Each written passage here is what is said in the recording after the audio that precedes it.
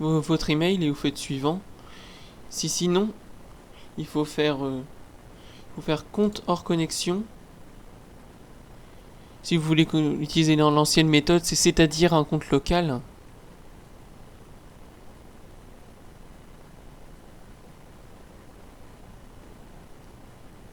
Je vais patienter un peu.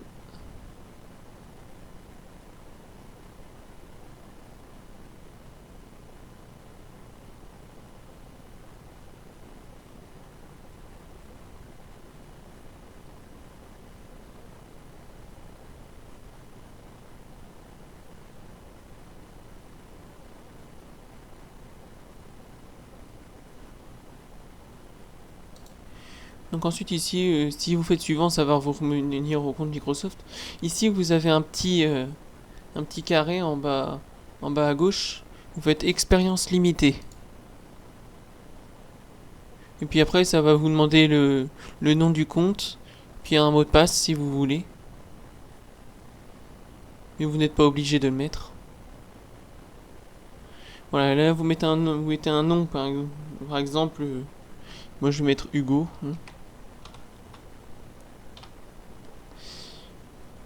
Là vous faites suivant. Un mot de passe, mais normalement vous n'êtes pas obligé. Je vous conseille de ne pas en mettre. Enfin c'est comme vous voulez. Hein.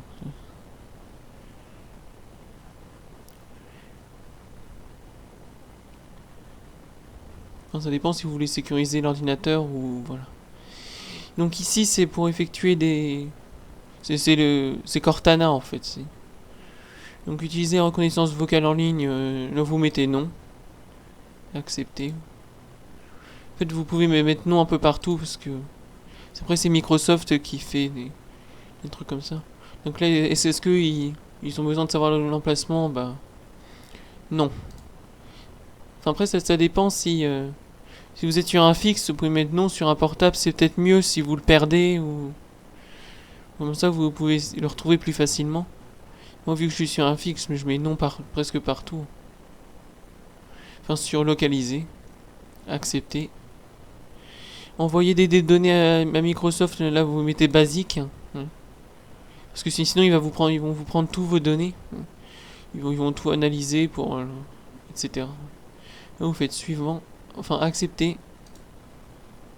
Améliorer l'écriture de la saisie, on met non.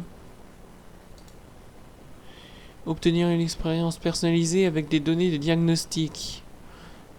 Après c'est comme vous voulez, mais moi je mets non. Autoriser les applications à utiliser l'identifiant de publicité, non. Accepter. Voilà, là après ça démarre les services, tout ça, et puis vous allez vous retrouver avec votre bureau. Votre bureau de Windows 10. Mais non, en fait juste avant ça, en faire plus avec les appareils historiques d'activité. Là vous pouvez mettre non. Voilà.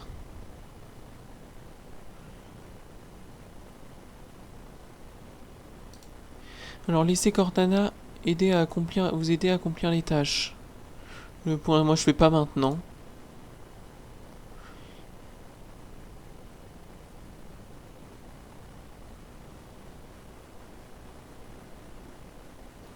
Voilà, là, ça fait des finalisations.